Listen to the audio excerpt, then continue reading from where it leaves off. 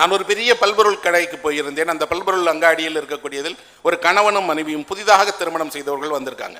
காரை விட்டு இறங்கி வந்து அவர்கள் அரிசி வாங்குகிறார்கள். புதுமண தம்பதிகள் இல்லையா, அவர்களுக்கு அது ஒரு வேடிக்கை.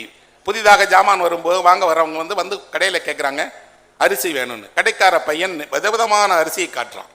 இந்த அரிசி எல்லாமும் நல்ல அரிசி தான், எது வேண்டும் என்று. உடனே அந்த கணவன் மனைவியை பார்த்து சொல்றான், நீ தானே MBA, நீ தேர்வு பண்ணு அப்படின்னு. மனைவி உடனே சொல்றா, அதை போட்டோ எடுத்து கூகுளில் போடு, சர்ச் பண்ணி பார்ப்போம். கூகுளில் சர்ச் பண்ணி பார்த்து நீங்கள் என்ன அரிசி என்று கண்டுபிடிக்க முடியுமா என்ன? கணவன் சிரிக்கிறான். சிரிச்சுட்டு உடனே கேட்குறான், அந்த கடைக்கார பையனே கேட்போன்ட்டு, தம்பி இதில் இந்த அரிசியில் எது சாப்பாட்டு அரிசி? சொல்கிறான், எல்லாமும் சாப்பாட்டு அரிசி தான். உங்களுக்கு என்ன அரிசி வேண்டும்?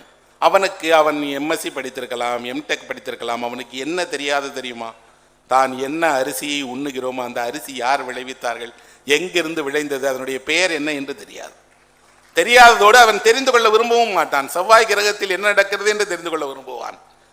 100 ஆண்டுகளுக்கு அப்புறம் என்ன நடக்கு என்று தெரிந்து கொள்ள விரும்புவான். ஆனால் உண்ணுகிற உணவு எங்கிருந்து வந்தது என்று தெரிந்து கொள்ள மாட்டான்.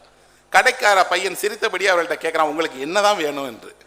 உடனே அவர்கள் புத்திசாலி இல்லையா, அவர்கள் உடனே சொல்றாங்க என்ன அப்படின்னா, எந்த அரிசி விலை கூடவோ அந்த அரிசி கொடு.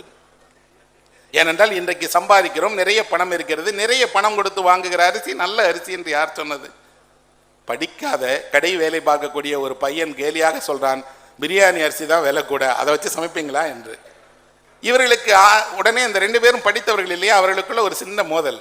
அந்த பெண் சொல்றா, உனக்கு தான் அரிசியை பற்றி தெரியாது, எனக்கு தெரியும். 2 அரிசி இருக்கு, ஒன்று சாப்பாட்டு அரிசி, இன்னொன்று இட்லி அரிசி. இட்லி அரிசின்னு ஒரு அரிசி உலகில் விளையவா செய்கிறது இல்லையே. ஆனால் அவளுக்கு தெரிந்தது அவ்வளவுதான். நாம் நம் பிள்ளைகளுக்கு உலகம் தெரியாமல் வளர்த்திருக்கிறோம்.